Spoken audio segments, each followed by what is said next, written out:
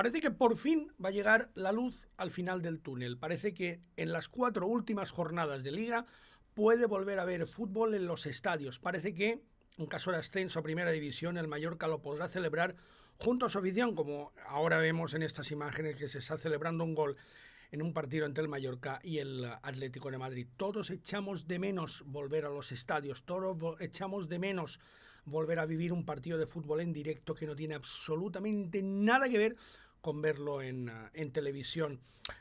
Pero claro, uno está viendo imágenes como las que pudimos ver el pasado fin de semana, con más de 1000 espectadores presentes en las gradas del Conde de Godó, en un escenario, en una cancha de tenis con una capacidad infinitamente menor que la del estadio Somos, un estadio de fútbol.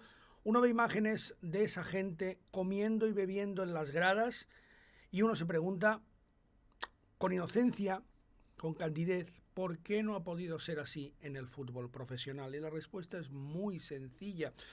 Porque el fútbol ha sido el opio del pueblo durante esta pandemia, porque el fútbol no se podía parar, se podía parar cualquier cosa menos el fútbol, no ya tan solo en España, sino incluso en Europa. Fijaos, si nos vamos un año atrás, fue la Federación Francesa la que primero anunció la suspensión de su campeonato. Fue un error, luego tuvieron que dar marcha atrás, pero ya era demasiado tarde.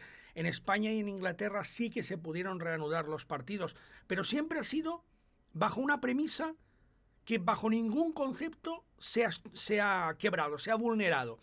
Los partidos serán sin espectadores y los jugadores, los profesionales, incluso los auxiliares, todo lo que envuelve a esta burbuja del fútbol profesional va a estar muy pero que muy protegida y nadie podrá tener acceso a ella. Por eso nos han querido arriesgar a que hubiera espectadores. A mí me parece una soberana tontería porque 1000, 2000, 5000 espectadores, incluso en determinados estadios 10 o 15000 repartidos en unos graderíos enormes, al aire libre, sin contacto entre la gente, perfectísimamente podrían haber acogido espectadores. Pero no se ha tomado esa decisión, no se ha permitido la entrada de gente en los estadios para proteger el negocio del fútbol y sobre todo el hecho de que el fútbol tenía a la gente quietecita en casa, sin protestar y viendo su ración diaria de fútbol. Esa ha sido, y no otra, la verdadera razón por la que el fútbol profesional ha impedido la entrada de espectadores en los estadios, mientras que sí podía haber espectadores en partidos de Segunda División B, en partidos de Tercera División o incluso, como hemos visto, en partidos que se han jugado en pabellones cerrados, como fue el caso del Palma Futsal. Y yo creo que, además, con toda la razón del mundo. Creo que ante esta pandemia tenemos que ser todos muy cautelosos, mucho, hay muchas vidas en juego, vidas y ruinas económicas detrás, como las que se están sufriendo en todo el mundo, y eso va a ir a más. Pero también creo que hay que ser sensatos y hay que saber poner unos límites. Yo creo que el fútbol sí que hubiera podido tener espectadores controlados, siguiendo unas normas muy estrictas y sin superar unos aforos preestablecidos de antemano. Pero dejar a los espectadores, dejar a los abonados del Mallorca y de cualquier equipo profesional español sin poder entrar a los estadios, creo que ha sido una soberana injusticia. Espero que se arregle y espero que en estas 2 últimas jornadas, en las que el Mallorca deberá jugar en casa, porque en teoría, como os he dicho, esto se aplicaría en las 4 últimas jornadas de campeonato, sí que puede haber gente en los estadios. ¿Y eso qué significa?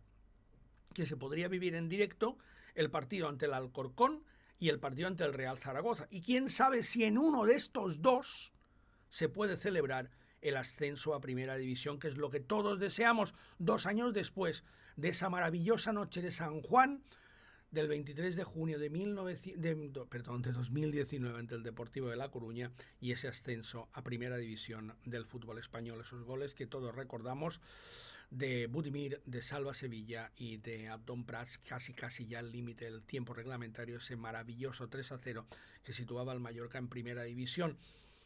El Almería ha anunciado el fichaje de Rubí. No me gusta el fichaje de Rubí. Yo estaba muy tranquilo con el Almería, con José Gómez en el banquillo, con un entrenador que de un partido a otro hace 10 cambios, portero incluido, que no da continuidad a nadie, que no tiene estabilidad.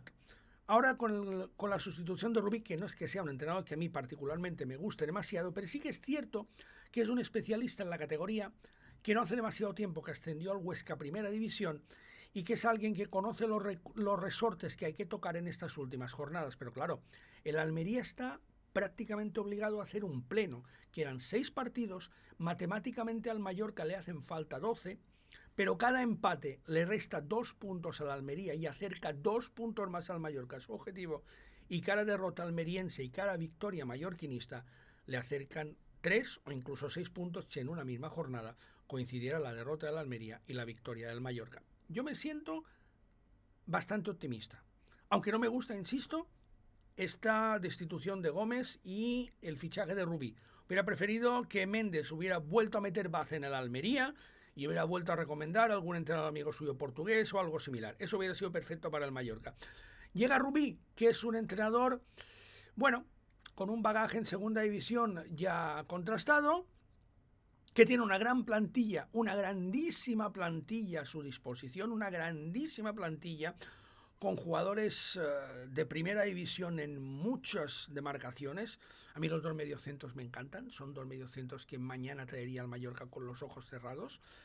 Evidentemente me gusta Sadik, evidentemente me gusta Corpas, evidentemente me gusta incluso Cuenca, el central, los laterales, pueden doblar los laterales. Tiene un gran equipo la Almería. El problema de la Almería ha sido esta inconsistencia que le ha dado su entrenador, que es una verdadera locura. Yo no lo había visto nunca en el fútbol profesional. Lo hizo García Plaza en la primera vuelta, pero creo que lo hizo con sentido. Pero en la segunda vuelta no puedes hacer 10 rotaciones, 10 cambios por partido. No puedes cambiar al portero. Es que es uno de las reglas de oro del fútbol profesional. No toques al portero si la cosa funciona.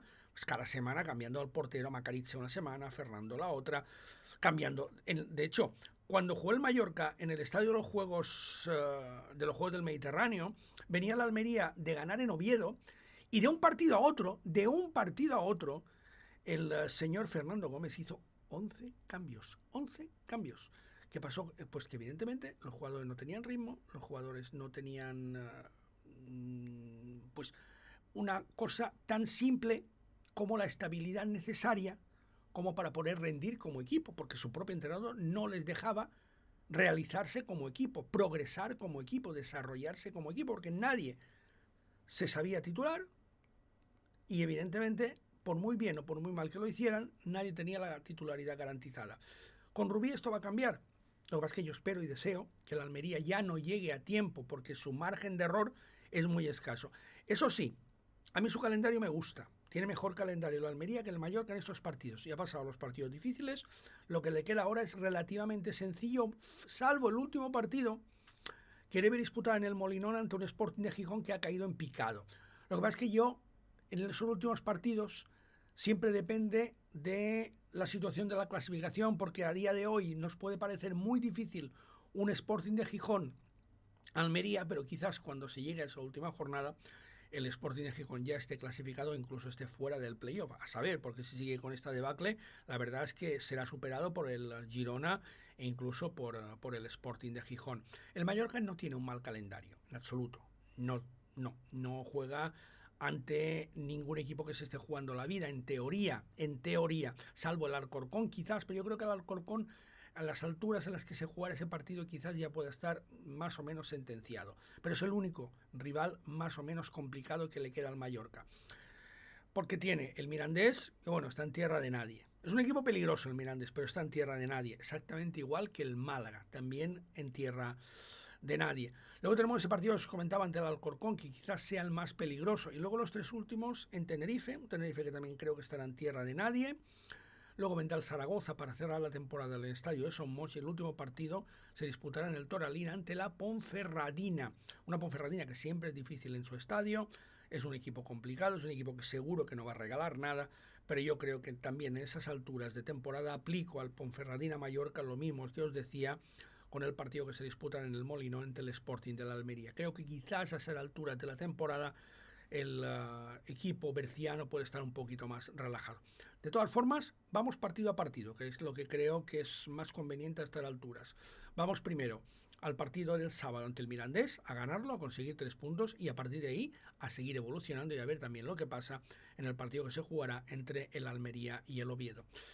Y eso es todo por hoy en este vídeo. Hemos hablado de la vuelta de los aficionados a los estadios. Ojalá veamos pronto imágenes como las que tengo yo detrás, con la gente en las gradas del Estadio Somos. Inicialmente, como os podéis imaginar, esta imagen será imposible de repetir. Será mucha menos gente, de forma mucho más escalonada y mucho más repartida en el estadio.